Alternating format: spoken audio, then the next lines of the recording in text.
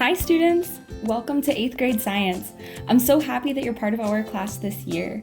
I want to introduce you to a very special place in Tucson that we will learn about in many of our lessons this year. If you've ever been to the base of a mountain or you've driven by the wash on the west and south side of the town, you've probably seen the Santa Cruz River. I spent my summer doing research on the river and I want to share with you a little more about it.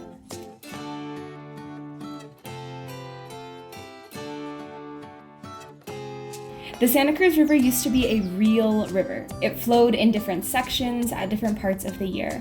If you grew up in town, you probably know that now we only get a steady flow in the river if we're lucky when we have those big monsoons.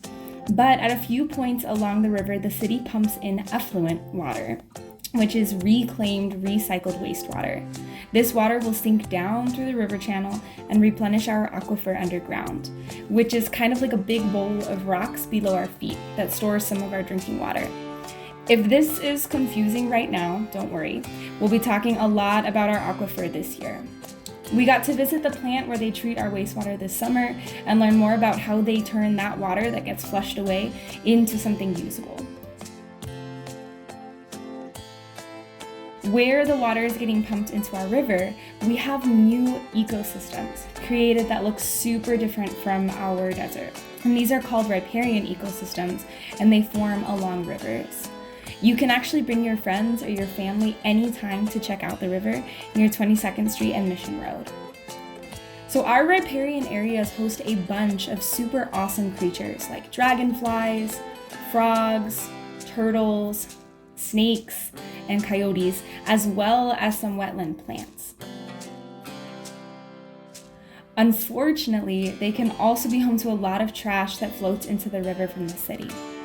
This summer, my group was looking at turtles in the river, so we were searching for a mysterious little dude called the Sonoran mud turtle, which is native to our river, but is very hard to find. We also found two other types of turtles, red-eared sliders and spiny softshell turtles, both of which are not native to the river, meaning that people brought them there, but they're not from here. And these guys can actually be bad for our mud turtle friends. So let's walk through a day in the life of a turtle researcher. We set out turtle traps at 6 different sites along the river, from downtown to Marana, and we wanted to learn what types of turtles we had and how many were at each site. So we also took measurements of the turtles, like their length and their width and their weight. Where our spiny softshell females were much bigger than the males, and they were super feisty, so they tried to bite us at least once a day. So our research days definitely could be super exciting. Sometimes we also caught fish, like catfish and frogs, like the bullfrog, in our traps. Everybody on the river wanted to try the canned tuna we baited the traps with. After measuring the turtles, then we measured characteristics also of the river, like how fast the water flows and how deep and wide the river was at those spots. We mostly found spiny softshell turtles, which like deeper, faster moving water, and then we found a few mud turtles who like murky, shallower water. And while we were on the river, we also got to meet lots of other great critters. Look at that coach whip snake in the tree.